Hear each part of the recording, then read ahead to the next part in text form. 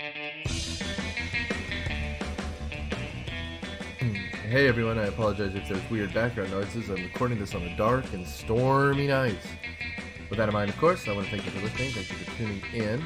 We are getting to a monster movie that Matt has been pushing for a long time, and I hope it's a good episode because I had a lot of fun recording. So, in the meantime, thanks for listening. Thanks for subscribing. Please rate and review us wherever you get it, and consider joining the Patreon. This month we're doing Demolition Man, and we have a lot of great stuff up there. So, give it a thing. Give it a listen. And for those of you who like me doing comedy, which, who knows, some of you might, join the Cineprov group. We do live shows, we do trivia, and of course, we're also running a Patreon where you can get some of our riffs. So, thanks.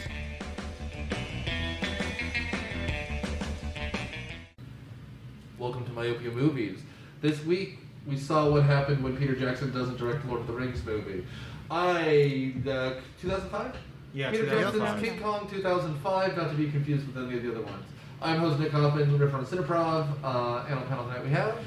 Matthew W. Quinn, who thrilled to this love triangle between a starving actress, a dorky screenwriter, and the world's most violently jealous boyfriend. Lauren, and can I do my impression of King Kong? Yeah, sure. Y'all ready?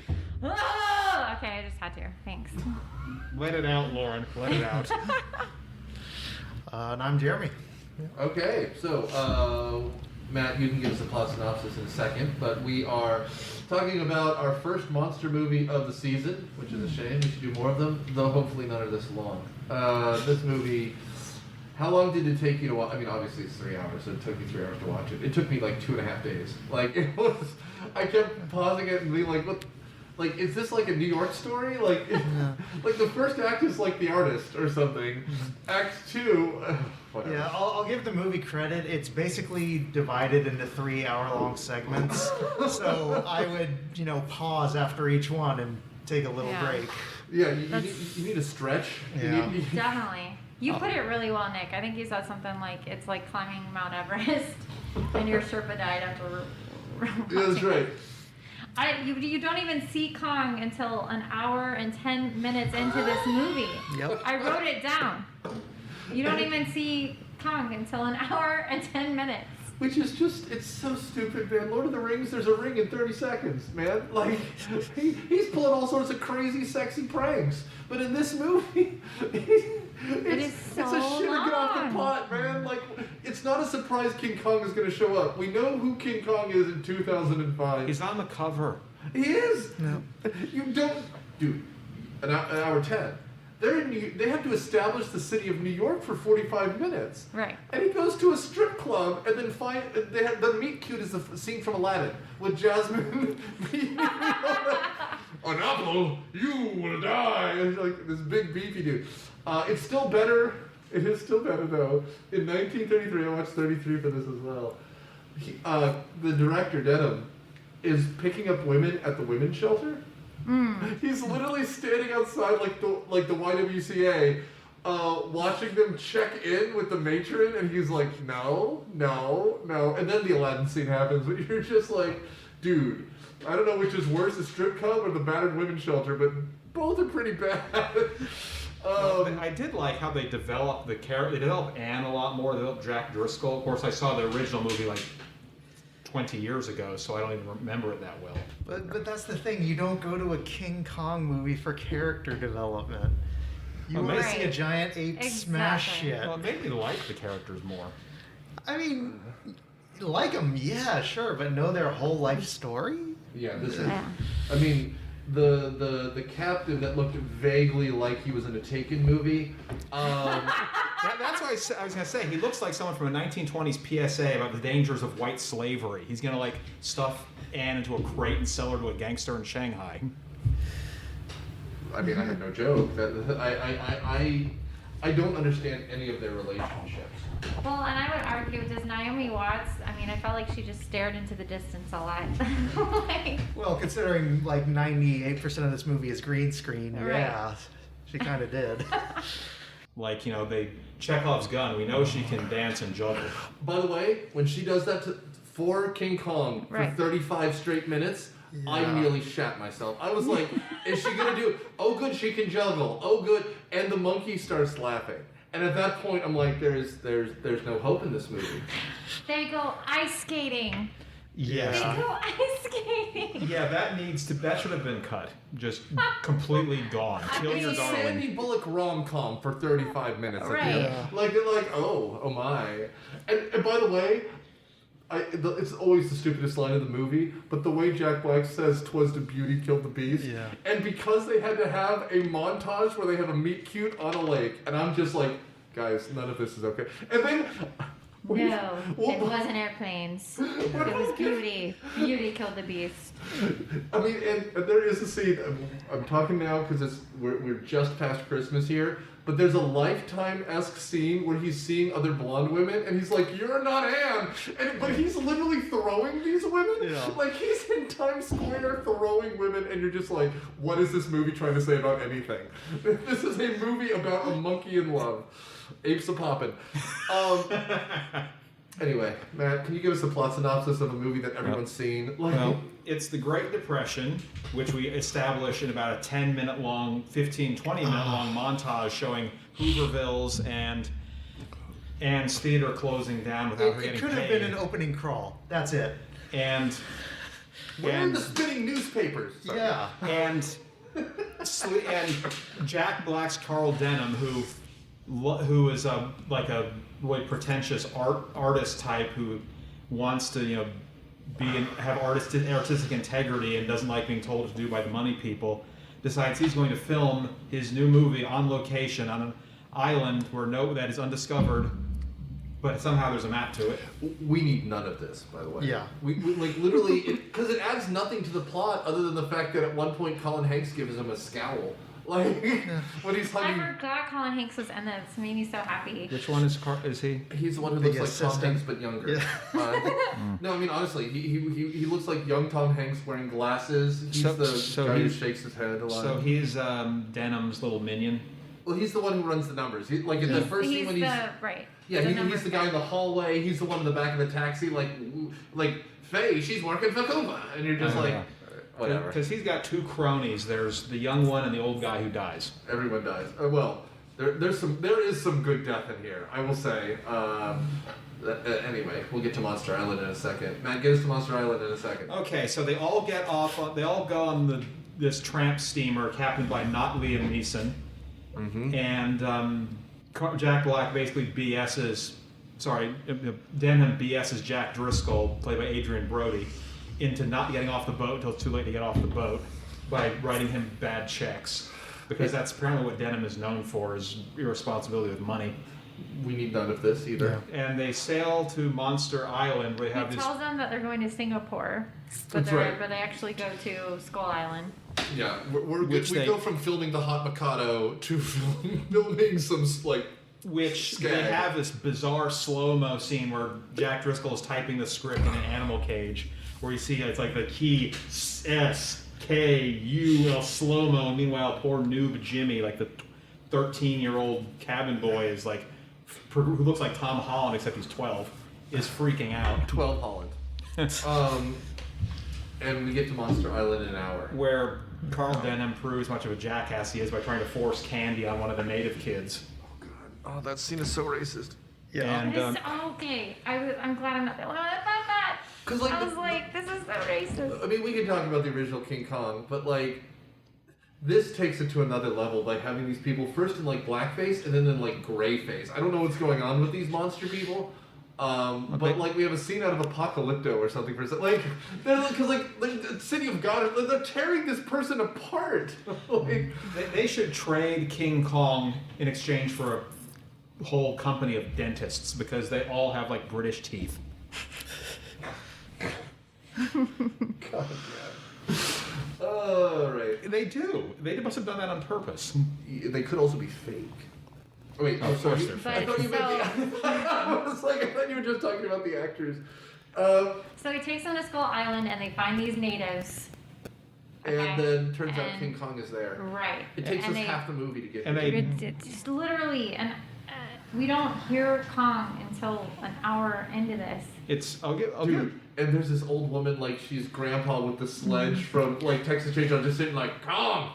Kong! And you're just like, dude, we get it. There's a fucking monkey here called King Kong. Or ape, sorry, ape. There's an ape here named King Kong, and also dinosaurs. No one's afraid of telling them about the dinosaurs, but there's fucking dinosaurs and giant insects. I forgot about the dinosaurs, and then I was like, oh right, this is Skull Island, like. Yeah, the original had one T-Rex and one Pteranodon. This one No. It had a lot more than that. It also had a Stegosaurus. Oh. They shoot to death. Dude, I saw it literally yesterday. It's awesome. Watch 33. But yeah, sorry. So they decide that they want to sacrifice. The blonde one. Yeah, Naomi Watts. As the only blonde one at the table, I personally would say I'd sacrifice you.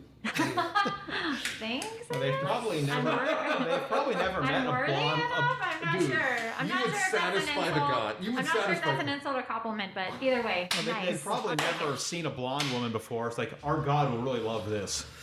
Well, I mean, that's what we assume.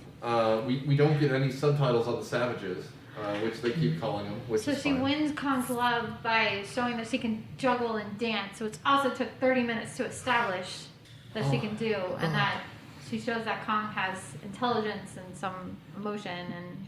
Yeah, because this gorilla is near human in intelligence. Yeah. Kinda, I guess. I mean, whatever. I got nothing. This movie goes on and on. All right, so let's start back in New York. We got to talk about this shit. So it's the Great Depression. They established that for 9 hours because I guess we forgot that this is from 1933, and King Kong played to empty houses during the Great Depression. Like that's why RKO went out of business, and that's why now this is a Universal property because RKO went out of business.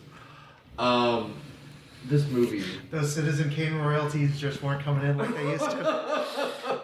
Well, speaking of Citizen Kane, they make Jack Black look as much like Orson Welles and Citizen Kane as they can. Oh gosh. Well, you know what? I do want to make the point that I love Jack Black in this movie. I do too. I've always been a fan of him. I love him, but I especially love seeing him in a different light in this movie. Yeah. As being, obsessed and a manipulator instead of just that typical, cast-writ goofball. Yeah. I love seeing him in a different light. And in this movie, he is Jack Black intense. Yeah. But because when they're gonna cut his picture and they think it's garbage, he's like, "Don't worry, just a couple more hours of footage." And you're just like, "No, Peter Jackson, sit down. It does not need to be a couple." And again, it's a scene we don't need because you could just cut to the boat with the debt thing, and we get it. But I just love him in this black box theater showing his latest picture, and people are like, "The hell is this? It's like they're watching a Warhol movie." You're just like, no, dude, you've been working for whatever this is for years. They know what kind of garbage you put together. They can't be shocked now. And he's listening to the door with his glass, listening to what they're saying about his film, and I don't know. I love He's it. freaking out. He's about to Hulk out. He's like, and his plan is what if I steal everything? Which is crazy. And so we got a studio boss hanging off the cab as he's driving away. Yeah, he makes a break for it with what I assume is trillions of dollars of equipment. I've never worked on a movie production, but the cops come after him, so there's that. Yeah, the cop cars are pulling off just as the ship sails away. And the other members of this so far that really don't matter. Colin Hanks is, like you said, the assistant, and they're trying to find, the blonde bombshell to be the star of the movie. They list off all these actors. This is where we get an RKO joke for no reason, for no one, for literally no one. When I said it first, and Jeremy was like, and I'm like, yeah.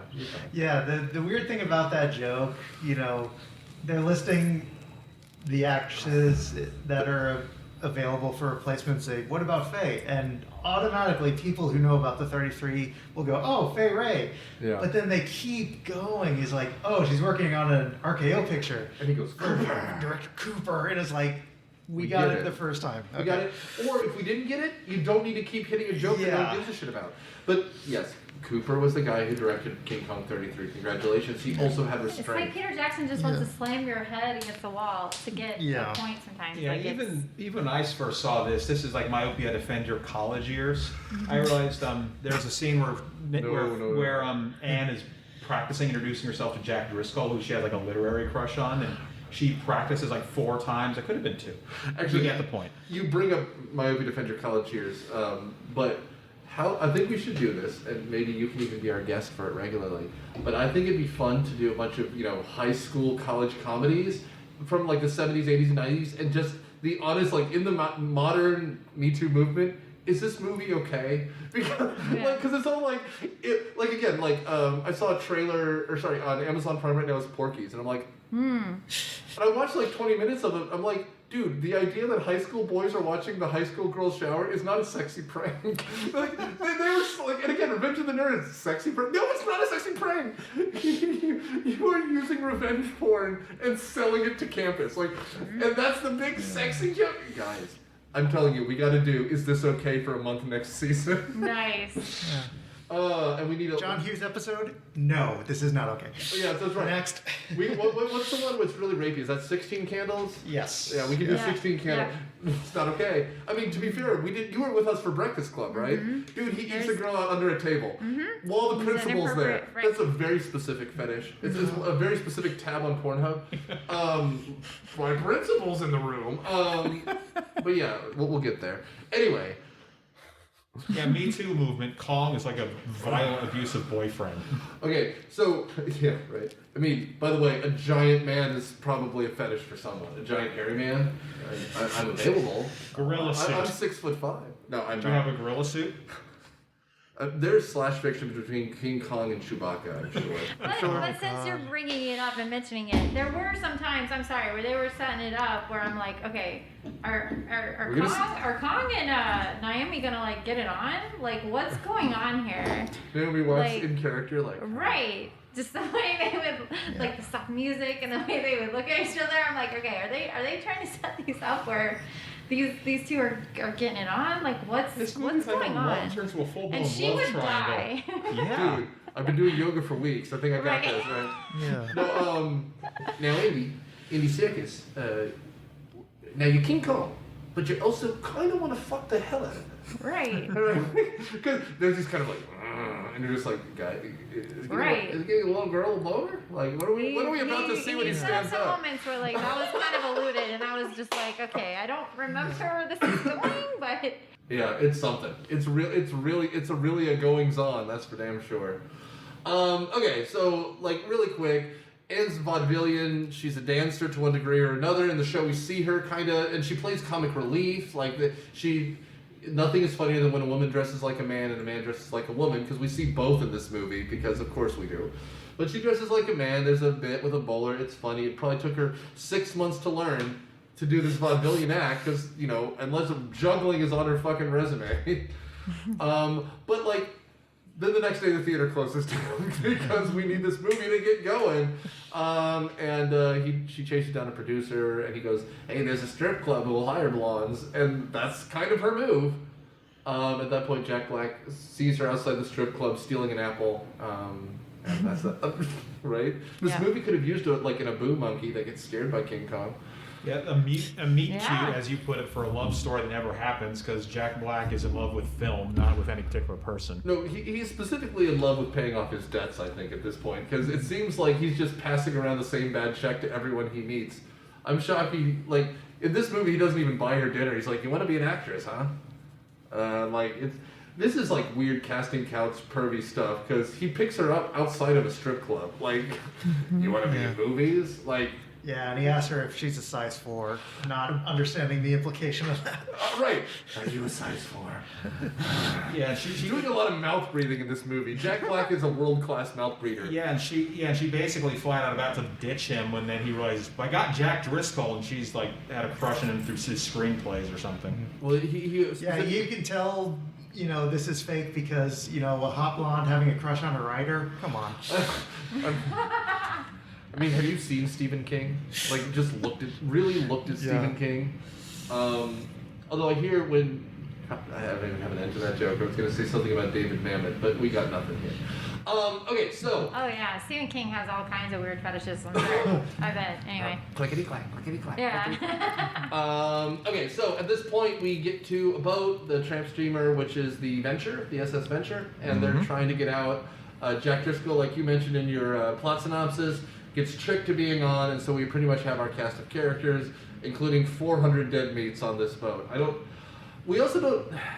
And the other one, it's very clear from the beginning, Denham is going to get the monkey. There's something on this island, it's a monster, I'm gonna get it. And so he invents these bombs made of chloroform.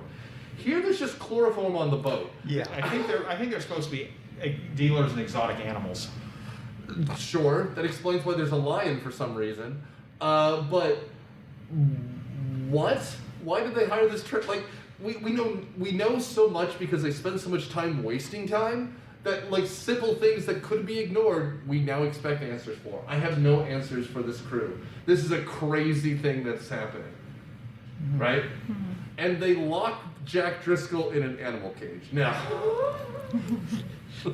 why? Well, see, that's the one realistic part about this. The writer goes in a cage. Because he's a screenwriter, they have extra cabins for the narcissistic action hero star. Well, he just has to sleep with the animals. He's the best. I loved him. He is so funny. Kyle Chandler. Yes, Kyle Chandler. Yeah. He was great.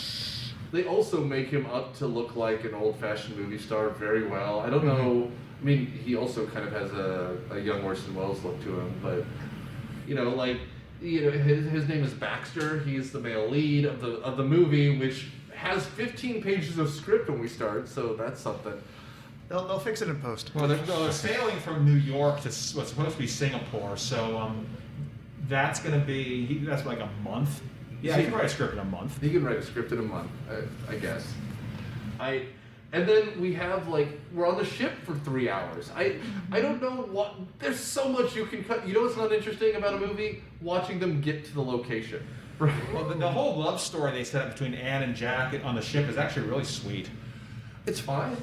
It's not necessary. What we need is one scene where, originally, they're both kind of drunk, the moon hits them, and they flirt a little bit.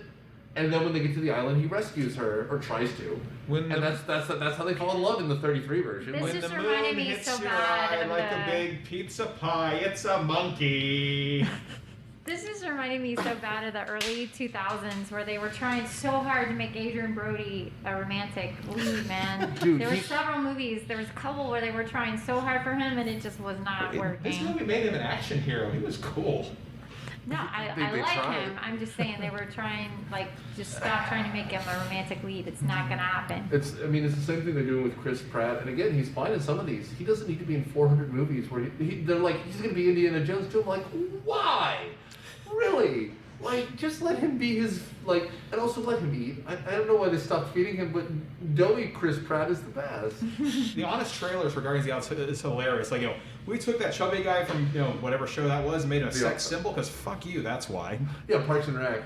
I don't know. But he's also funny. Let him be funny, Let him be funny. But yeah, but you're right. Adrian Brody had won the Academy Award in 99? 2002. Oh, 2002. Yep. Okay, so 2002. So he's an Academy Award winner for The Pianist, yep. Right? Mm-hmm. Which is a great film. It is a great and then film. they're like, but what if we actually paid you to be in a movie? And it wasn't just for prestige money, which I think is just validating their parking and scale, whatever that is. $6 an hour. You have to get wages like you're working at McDonald's. But now he's in the biggest movie of the summer, which eventually paid off. And so for him, he's weird in this though, because Naomi Watts is, she plays the bombshell role. So her first day on the ship, where she's dolled up like she is, whatever, 1930s actress. It's really funny. They're like, you're going to be dealing with shit and running in heels for 2 days. Great. Yeah, running in heels before Jurassic World. They did it before it was cool. No, movies have been sexist for a very long time. She's on top of the freaking Empire State Building in heels. And a On slip. the very top, yeah. It's not really even a dress. She's just wearing her Yeah, slip. in winter, I'm watching this whole sequence she would have died of hypothermia 10 minutes ago. Her hand sticks to the thing like the kid licking the flagpole. Yeah. It's a weird sequence, because then King Kong's like, I'm sorry, baby, I love you, and then falls to his death. Yeah. Dude, I just want to see him crush some tramps. Just crack.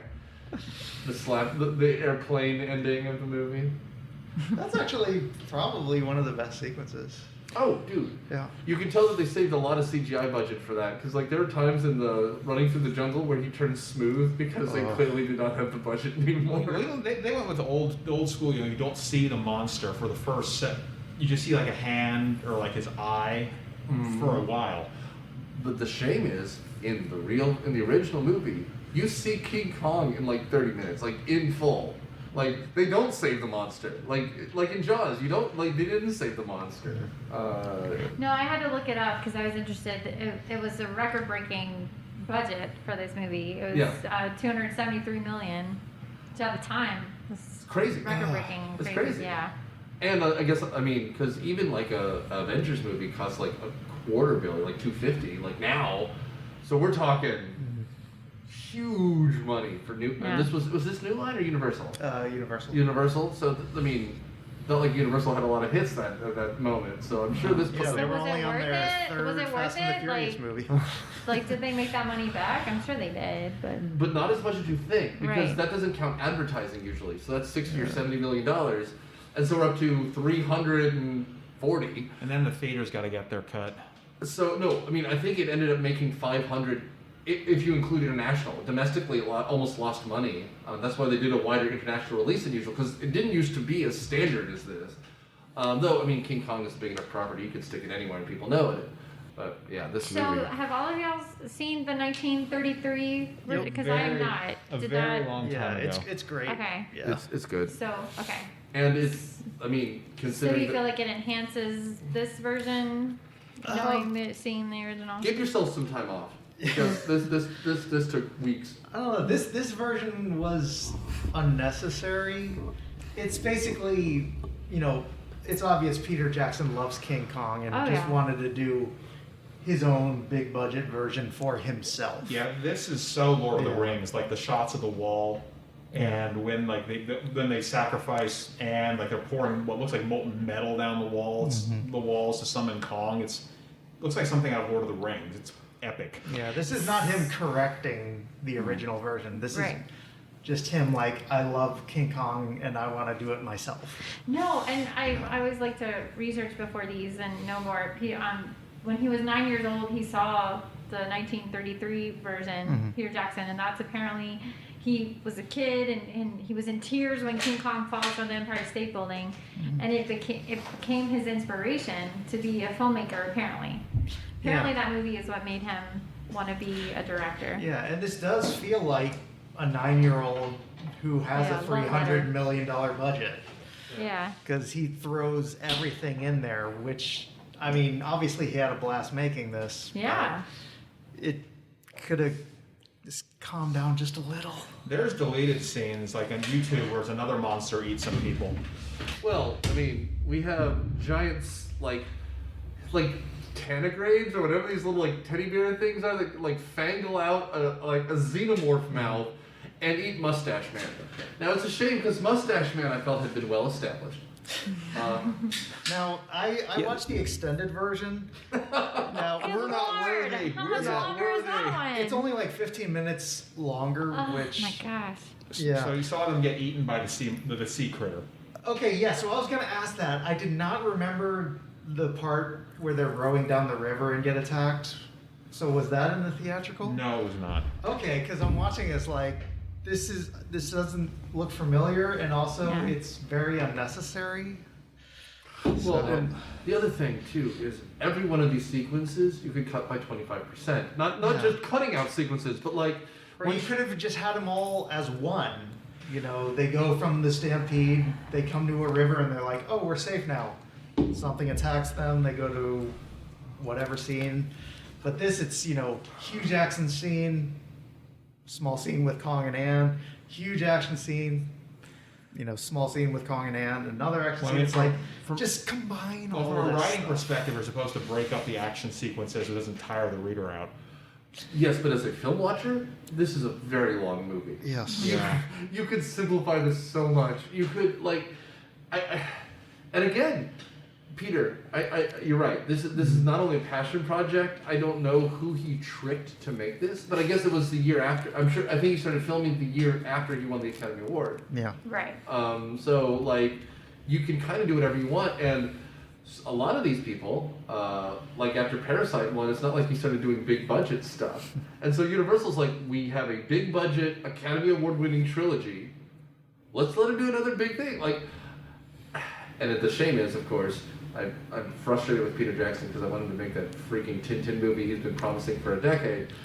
And then he releases this Beatles documentary, and I'm like, dude. Well, it's funny after watching this, like, you look at Jurassic Park, and you look at Spielberg's Tintin, and you're like, okay. You look at King Kong, and you're like, which is basically Jurassic Park on steroids, Yep. and you're like, Well, I don't know if I want him to do Tintin anymore. Well, this could be a Tintin movie, Tintin on Skull Island.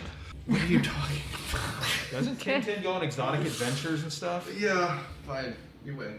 You No, broke this me. was a passion project for Peter Jackson. I mean, apparently he lost 70 pounds during the production of this movie.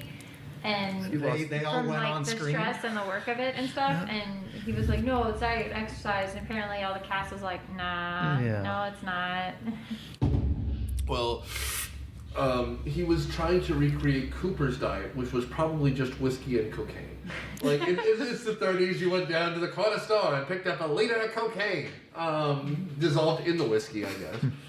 But yeah, so I will say there are some effective shots, like Anne on the deck of the ship, and you see Jack Black like, I'm going to make so much money. Like, he licks his lips like he's a cartoon wolf. Like, it's something. Well, the vibe I got is, yes, this man is incredibly thoughtless and destructive, but he genuinely loves the medium of film. But we don't really get an indication of that. Like, even at the beginning when they're screening his film, it could be some masterpiece.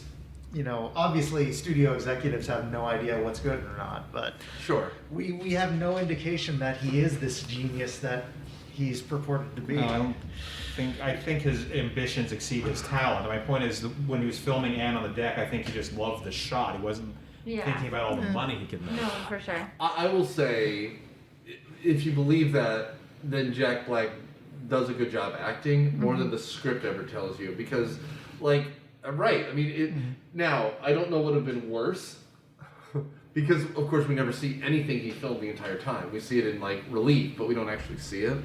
But, like, I think that's a power move, because if you ever see a movie where they're like, this woman's a great artist. The art's always crap. Like, it's always terrible. So it would have been great if, like, he was supposed to film, like, a Chaplin-esque talkie, because that I would have watched. Can you imagine Jack Black doing, like, Buster Keaton physical stuff? And then the house falls on him, and he's like, oh no, and he's fine because he's in the window. Like, that would have been something. And first of all, Black could do it. He's a physical Black could person. do it. No, and with her staring into the distance so many times, or like in Kong's hand and not able to talk to Kong, like it would have kind of worked as a talkie, a lot of it. Oh, dude, if they did a black and white noir silent film, like even though the original was talking, they do like that stupid artist movie. You're just like, okay, we get it. You don't have, so you're never gonna. Oh shit, it's gonna be silent. It's gonna be black and white. Yeah.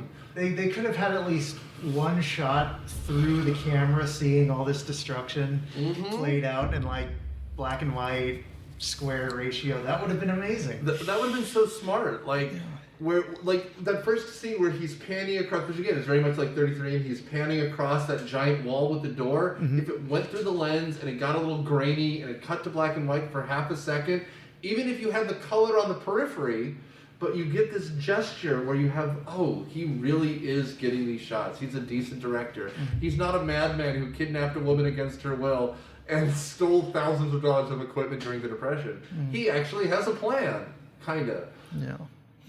Which doesn't matter in the end because we don't see his movie. It gets destroyed, which is also different from the original. But he does put together a racist show, so we'll get there. We will get there. So Skull Island. Oh, sorry, Lauren. No, I was gonna say, what do you guys think of Andy Serkis as Kong?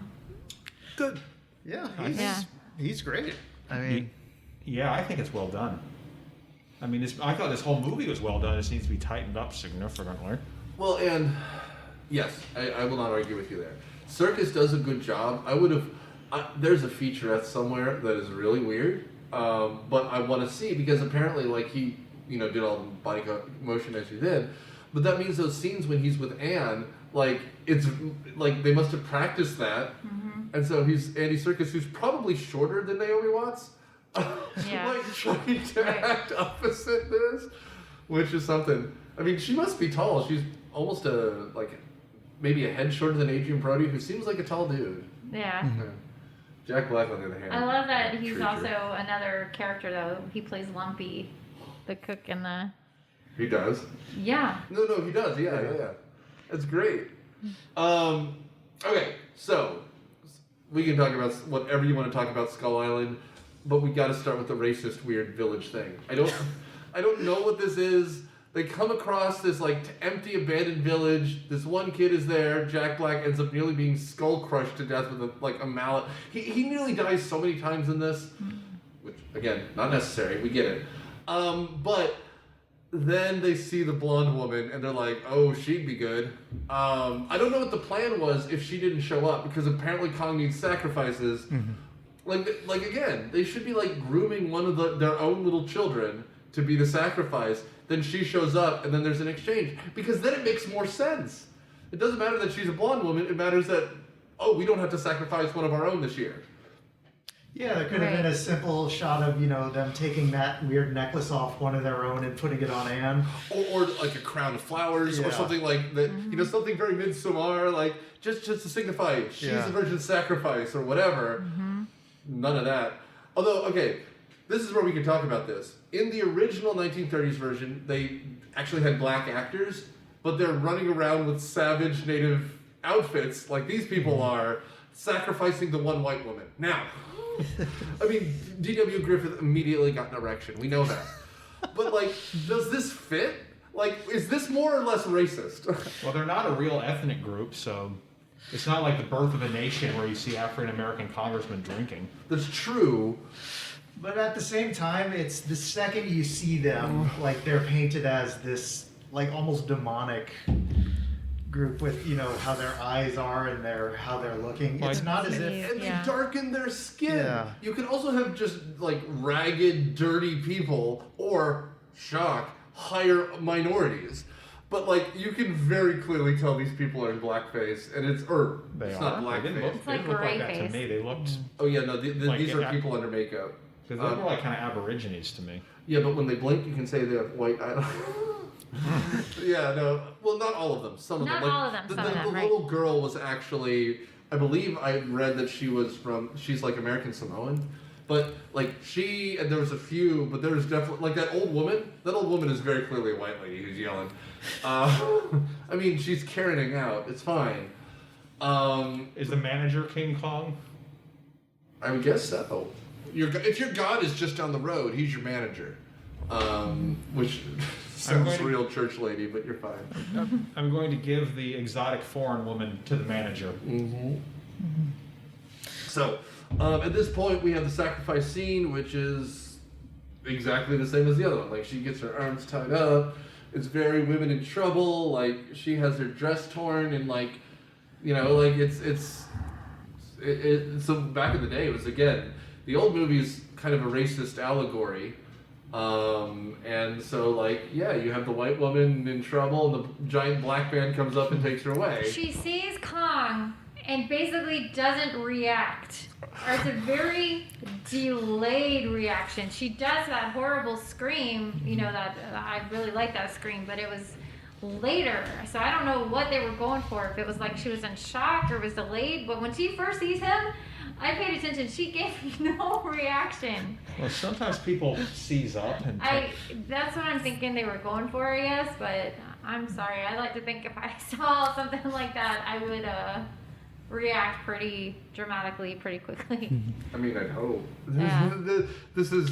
And it also makes the CGI look fake, she doesn't know where to look necessarily. Right. Because she's like, ah! And it's something. Kong takes her away. Back across that bridge thingy and whatever. He runs real quick, and this is where we get some very bizarre CGI blurring effects. Let's hope Anne and Jack have lots of kids to get that whiplash resistance gene into the general population, because she survives so much whiplash in this movie. She does, and this is my first complaint with the movie. Everything is fake when Kong does anything, right? They don't even figure out a way to make it actually her when they're running. It's so clearly just a CGI thing going, like a wacky arm waving inflatable arm flailing tube man. And it sucks because you had 270 million.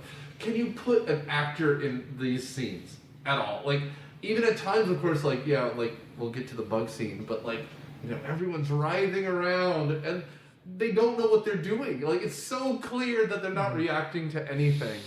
Like, you made the Feebles. Make a crappy puppet of anything. And Yeah, Peter Jackson, a man known for visual effects, like that is his expertise. I was shocked with some of the scenes, like the way it shows. Sunrise. Like seriously. The sun actually rises. Yeah. But Right. does it also rise? Part of me, you know, while watching this was wishing, you know, the old Meet the Feebles bad taste Peter Jackson had made this, because he would have happily used like a stop motion puppet thing and done some clever stuff. Well, and again, that scene that in 33, which is so good, is when the hand reaches in and grabs her and pulls her out, and it's a real hand, and I'm sure there was a dude at the back who had a thing he had to pull to make the hand grip. But that's what it is. Like, light doesn't hit anything in this movie because like they don't have the technology.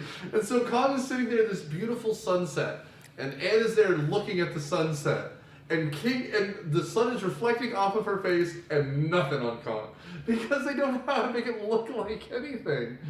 And it's frustrating because the ring race they borrowed from the Muppets, the Muppet Christmas Carol. It's just that dude. But there was something there, and then you add CGI on top of this. She is acting against nothing, except for a possibly aroused, sorry. Well, An aroused the guy who's tennis actually ball. on set, it's Andy Serkis, on set.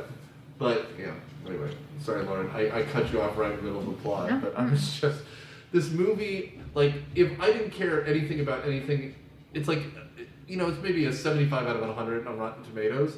But the more I think about, like, you're wasting money doing things that you could have done with real, like, it looks very candy-colored throughout the entire thing. Like, everyone's kind of shiny. Yeah, even in New York, like from the second it starts, you're like, something's off. It looks like a Christmas movie once we get back to New York. Because, I mean, it is winter, but it's also, like, everything softens. You expect that, like, the woman who's working in Manhattan to see the guy who's fixing a tire and being like, oh, I'm gonna fall in love on Christmas. Like, it's all so softly lit, and then we have like a tuxedo ball, and you're just like, how does this feel like more like a Christmas? Whatever. So, let's talk about Monster Island just a skosh more. What did you think of the dinosaur sequence? Oh God, it's just. There's just so many things bad with that. Like the physics, the visual effects, just everything is wrong about that scene. The whole herd tumbles over each other. Yeah. Yeah, you guys accidentally wiped out a whole species there. Well, it's not even that. You can so tell that on set they didn't know what they were doing. Like, right? Because they're just clearly running serpentine, and then occasionally they go whoop, and then they run some more. Because, like, what you need, again, is just a big stick. All right. Pow! Like, just the feet. Do the feet. Because these actors aren't acting against anything, and whatever they do, they get kind of cartoon blurry, so I think they're possibly CGI a lot of this, too. There's so much unnecessary CGI, and because of this, and again, now I assume if you're an actress at that, or an actor at that level, there's a class. How to deal with a tennis ball on a string, right? Yeah. Because... But this is 15 years ago. Jack Black gets it. He's played a video game before. But Adrian Brody, who only watches opera, is like, oh no. So where's the computers, Peter? Am I looking for them now? And you're just like, they're not reacting against a damn thing. Okay, I have to tell you a story about that part that amused me. Please. So, I have a 3-year-old son, and one of his favorite books we read is called Cat Kong. I don't know if any fellow parents out there, check it out. It's awesome. It's called Cat Kong. It's by Dave Pilkey. It's hilarious book. Where it's a book, but it's like a cat. This guy made it where like the cat is King Kong, and it's a whole story. It's super cute. And so at that part of the section, I was just watching it just when I could in between, parent life. But anyway. Sure. So my 3-year-old son comes in, he goes, "Mommy, Cat Kong!" Oh and my he God. like recognized And that was he the thought most it was, amusing part of the movie. of that part. Oh Of yeah. that part, the second, yeah, he saw that and the fighting because it was similar to the story. And so he was like, "Mommy, cat Kong!" Oh, it cracked me up. That's funny. I mean, my daughter was trying to identify these nonsense dinosaurs, so I feel like it's a Yeah. connection. Yeah. So she was making up names for them, which is great. Chickamonosaurus, which I don't think is a thing. Nice. But I mean, it's so like, they're like, let's film some of these dinosaurs, and then someone farts, and they like 2,000 of them stampede off a cliff. It's very something. And again, like, this is something that would have looked so much better if there was a single puppet anywhere, because like they're just running against like a flying toaster from an old like screensaver. What were you gonna say, man? Well, I was gonna say they actually invented an entire like natural history of Skull Island for the movie, which they then sold in an art book. Oh god. That's Which so funny. I passed up on getting it like several years ago because it was like $40, and now it's like 80 or 100. I'm like, There you still go. looks awesome. That's There's something. so much merch out there related to that. Like seriously. Oh, Maybe that's how so they made much. all their money. Yes. I mean, anything, because I guess they. Although, funny enough, you don't see much of this at Universal Studios. Whenever there's King Kong, it's the old 33 version, which, you know, is a good This could have version. been a fun, like one of those virtual rides at Universal. You know, you dodge dinosaurs and bitey bugs, and every so often King Kong will throw you off a log. First of all, there's absolutely a King Kong. I thought they got rid of that. I thought so too. Is it still there? old one. No, they did. But there was a VR thing called King Kong. Although it might be like they've also torn it down and replaced it with one for the new movie. Isn't there a new? I mean, Skull Island came out a few years ago, but isn't there a sequel coming out next year? Yeah, Yes. Kong versus Godzilla coming out this year. Who knows what's coming out anymore these days? Who's directing that? A nobody. Oh, Okay. that's a shame. Yeah. So it's gonna be garbage. Oh yeah. I mean, because the first Godzilla was okay. Yeah, it was okay. Skull Island was fun. Yeah. Um, Godzilla, or King of the Monsters. yeah, that was not good. I like King- Which also features Kyle Chandler. oh really? Yeah. He still lives? No, it's different character. Yeah, that was a missed opportunity. He could have been like his grandson or something. Or he could have played the director. Yeah. That guy could have played the director. And you're like, they look alike. Although, I mean, one of your favorite movies ever, what's the one with the boat? Where it turns into, the Famke Janssen movie we did. GoldenEye. No.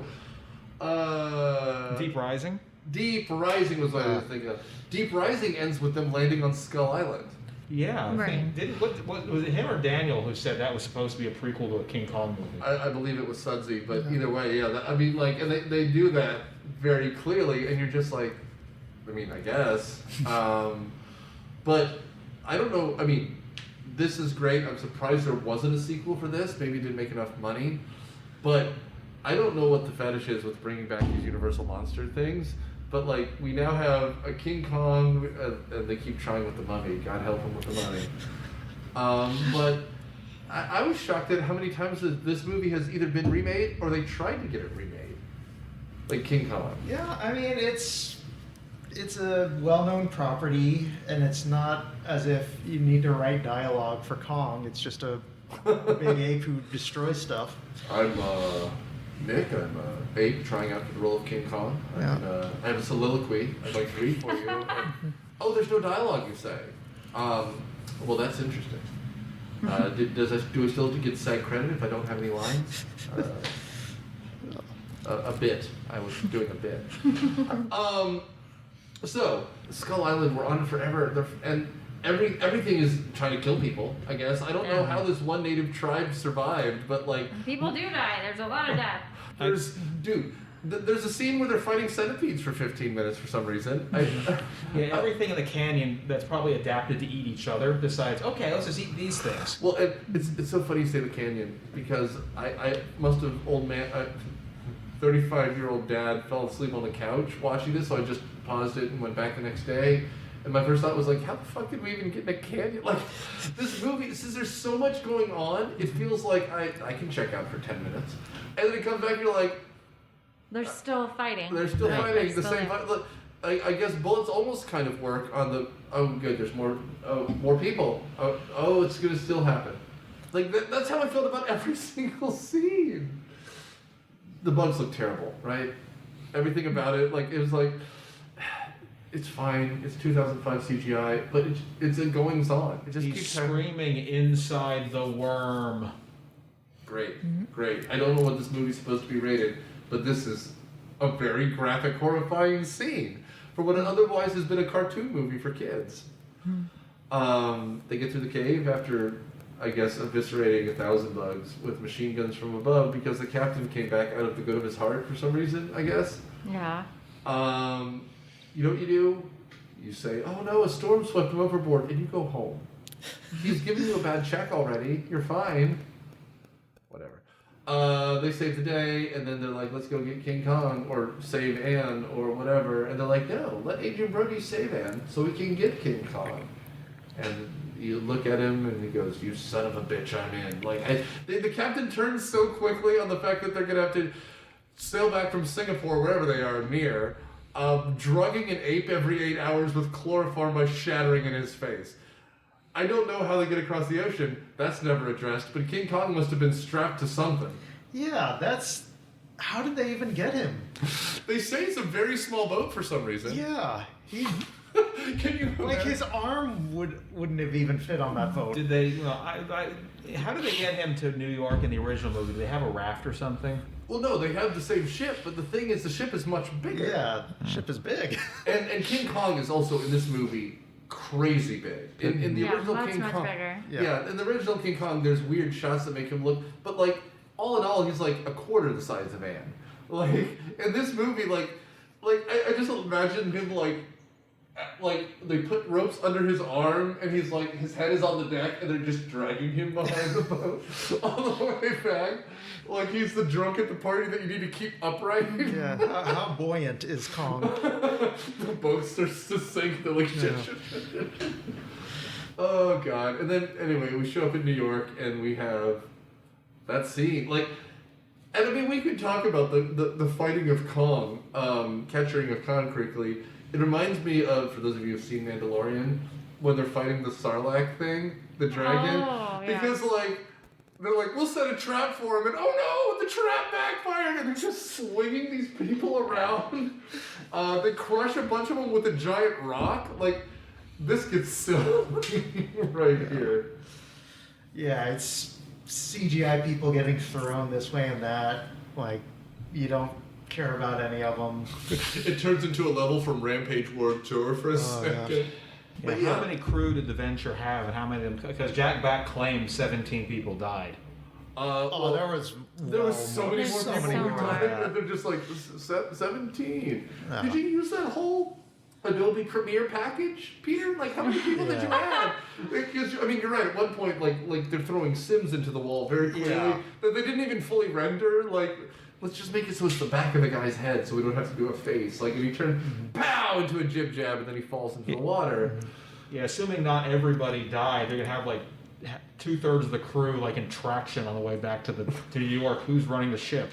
Yeah, no, I just like the idea that only the captain's left and he can never leave the wheel, which is a joke we eventually do. I mean, the Dracula joke, of course, but the joke we get in Godzilla, the Matthew Broderick one, where there's like, Oh God. and I guess a joke that we get in a movie that this, I guess, is trying to do better than, but Jurassic Park Lost World, Lost World Jurassic Park, because the T-Rex gets loose in the town because apparently everyone else on the ship is dead except for a hand holding onto the steering wheel. Oh, that's right. Oh, that's So they try to make a Broadway show with King Kong, and it doesn't. It's a 20-minute show, I guess? Yeah. There's no end game. There's a bunch of black people doing a native dance for a bit, and everyone's like, wow, that's racist. Congratulations. And then... And Naomi refuses to be in it. Because she's an actress with Because integrity. but she's she's the only one sane. that can calm him down. Yeah, that's right. My favorite part about all this is the play ends. The bathing blonde beauty is whatever happens to her. We don't know. The play just cuts away. And there's photographers off saying like, wow, what a picture! Which apparently, again, is a 20-minute short where the gorilla goes, rah! And that's it. But at that point, King Kong starts like, and the actor's like, I think I'm gonna be going. Baxter like gets out, which is the funniest bit of the movie because King Kong's about to break loose and we have our scene. I've seen this movie before. But at least here it moves, except for when they stop to go ice skating at Rockefeller Center or whatever. Yeah, the almighty TV trope said that just I destroyed the pacing of the last part of the movie. I didn't hate it that much, but I mean it's such a derail from the actual stuff that's happening. It's like 5 minutes or more. Well, and again, like I went up to get a glass of, let's say, water for the podcast, and I come back and I'm like, so the cops are on top of him now, right? Because he's just more dancing on the ice. Just keep doing that, huh? And then they fire a cannon at a woman. Now, there's a guy who is, he's in the military. He looks like a hard scrabble. Well, this is pre-World War II, but he looks like a World War II general. Like he's got this grizzled look to him, and he goes, fire! I guess the woman is expendable because they fire a heavy mortar shell at this woman on a frozen lake wearing a slip. Yeah, I liked it fine. It just didn't match. And it did change the pacing. And again, I'm just kind of thinking, okay, where are they going with this? Are they trying to say give him some joy in life? Like, are these two gonna get it on? Like what? And this scene in particular, King Kong shrinks as though he's the beast turning into the beast. Right. He's just sliding around this lake, and she's like 3 times bigger. That must be some thick ice, because King Kong probably weighs about 15 tons. Yeah. But again, if you cut from when he crests that hill, he starts to walk across the lake, and then the cannon blows it up. That makes sense. We don't need to have a romance scene with a man and a woman in a... Or they could have even have it, once he breaks out of the theater, causes all that chaos, and, he calms down when he sees Anne walking. That's the part where they could have... the dramatic shot out of the fog and all Yeah, that she they comes did walking. Anyway.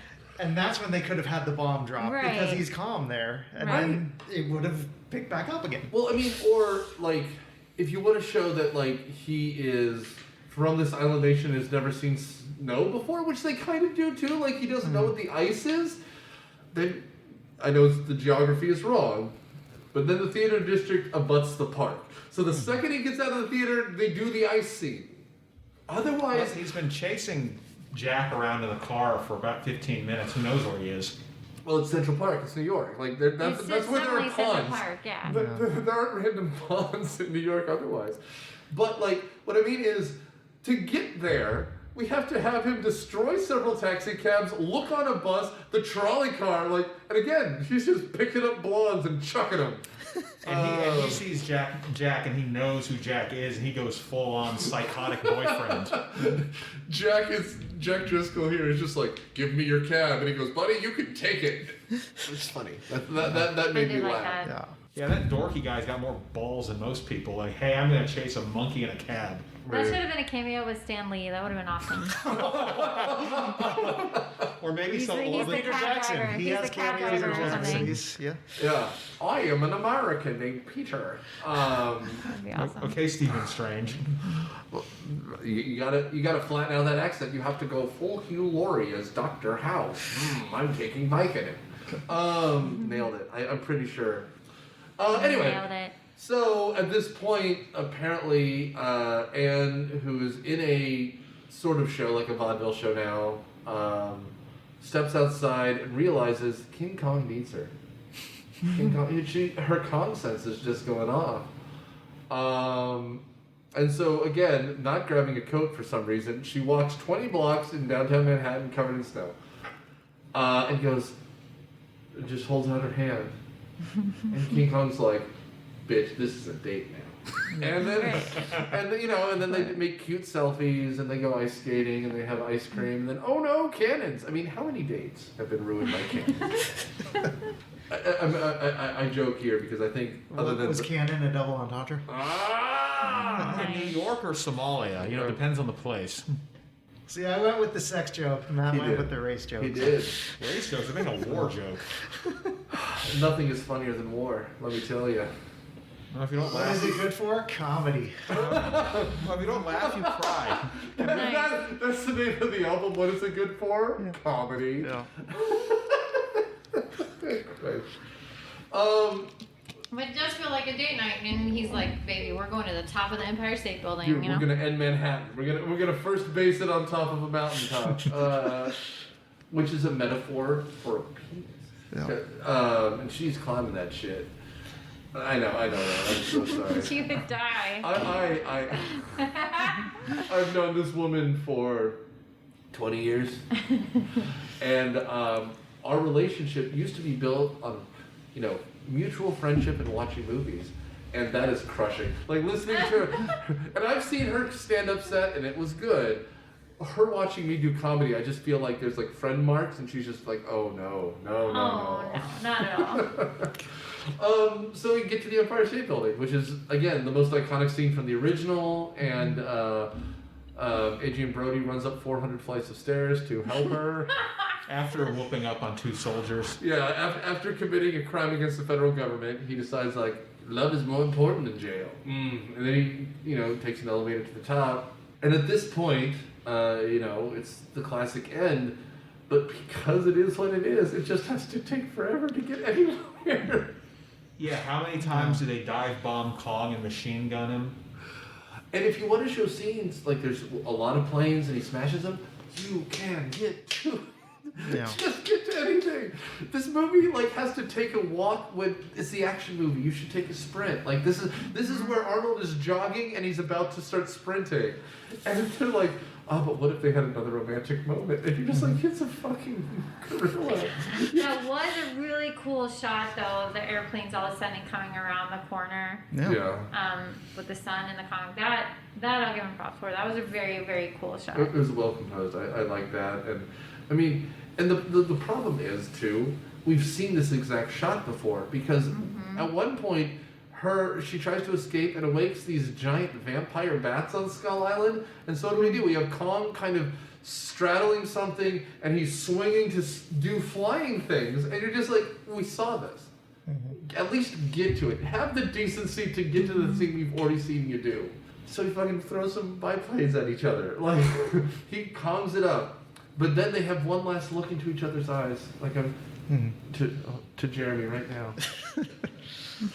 And then they shoot him 45 times in the back like it is a mafia movie. And he's like, oh no. His eyes get all big and then they get glassy and then a tear falls and he falls 3,000 stories and crushes a bunch of poor people on the street or something. Like, they land, and there's all these people around like, holy shit, a monkey. Like, it's... Just another day in New York City. I know. There should be, like... They start climbing on top of him, taking pictures and blah. Yeah. And Jack Black is spouting lines from the original, and I comment on Twitter, get out of here before they charge you like 100,000 counts of reckless endangerment. Yeah, no, he should be there with a mustache. My name is... Johnson. What is going on here? Yeah. My I've never goodness, on the seen this monkey set. before in my life. I was uptown at another show, I swear. What was this, King to Calm, you say? Yeah, because there are a couple of times where he uses the lines in the original where millionaires, boys, and beauty kill the beast, and it doesn't work. Oh, and by the by, that's the worst. Like, man, he was shot down by planes. And he goes, no, 'twas beauty killed the beast. I'm like, fuck you. No, the planes had some... she was an attractive woman. She did not shoot him 400 times in the spine with an airplane. Oh, and the way he delivers it too, he's like, "You're welcome, America," which I know is half of Jack Black's just charm. But he kind of nods his head like, "'Twas beauty killed the beast."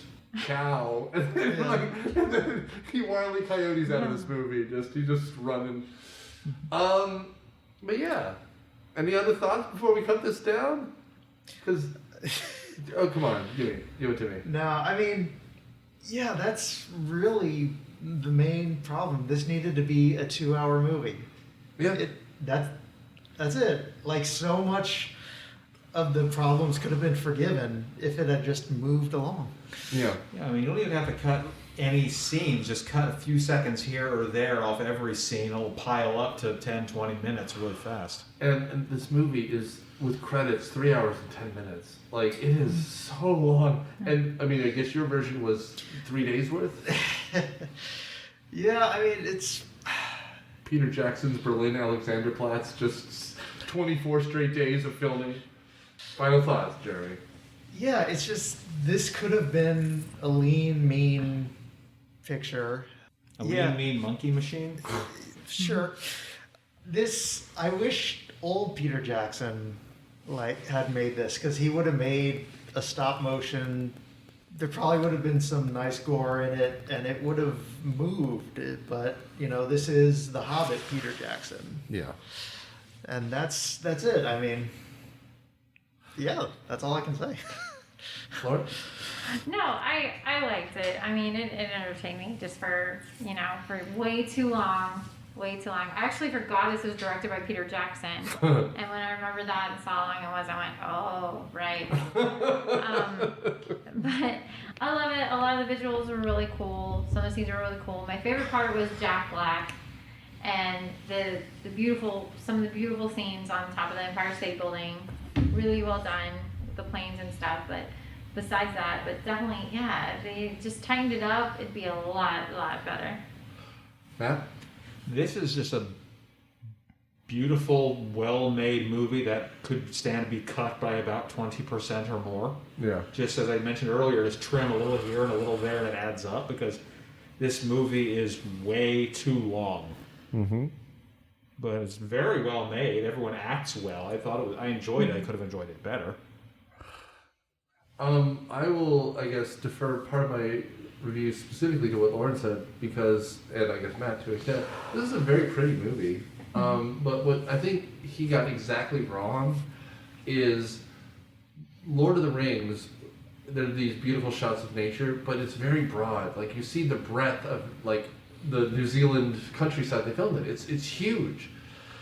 Here, all the shots seem almost claustrophobic, and it's not what you want. Like, you think Peter Jackson would make it bigger, but, like, because of how much CGI is in a shot, it has to be very tight. And so you don't see the big open sunset, but, like, for half a shot. So much of the Peter Jackson charm here is there. It's just weird. But again, like, the thing is, would I recommend it? Sure, if you haven't seen it.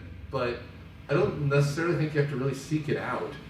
But I guess I will say, I guess I can ask all of you this, I'd rather rewatch the 1998 Godzilla than watch this, because it's an hour shorter and it moves much quicker. I mean, this is the better movie, by far, but I just don't know if I'm ever going to sit down and spend 3 hours on this again, at least not for a long time. But like you said, a 2-hour weird monster movie attacking a city? Cut this movie in half, baby, and you got something. Because the effects look good. I just look at them so long, I start finding flaws. Mm-hmm. But anyway, Matt, you brought us to our attention. Good episode, because this is a weird movie that I had not seen. So, in the meantime, join the Patreon. When this comes out, we'll be ending our Harry Potter series on Patreon. So we've done the first 5 in public, so you've heard those. But the last 3 movies are Patreon only, so, listen there. Lauren, do you have anything coming up you want to share? Not at the moment. We'll see. Just keep up with the theater. Yeah, y'all just keep being safe out there. Keep being strong, everybody. Yeah, from a public health professional to teachers and Jeremy. Yes. Please keep wearing your mask. I am whatever you want me to be. Girl. Don't lick the doorknobs. We're all being safe. We're wearing masks. We're sanitizing myself. I stripped naked and covered myself in rubbing alcohol. Just for you, of course. It works. Everything works. Well, I mean, I've lost feeling in one of my hands, but everything else... That means it's working. It's working. So good. But yeah, whatever. But stay tuned next week and every other week. Follow us on Facebook, Twitter, Letterboxd. We're there. I'm sharing reviews. Jeremy has better opinions than I do. I just give stars and make fun of others. But thanks for listening, guys. Thanks. Myopia Movies is a production of Dude Letter Podcasting. It is hosted by Nick Hoffman, edited by Nick Hoffman and Daniel Sudis. The theme song is Surf Shimmy by Kevin MacLeod. Find his music on Comtech.com. It is registered under the Creative 4 license.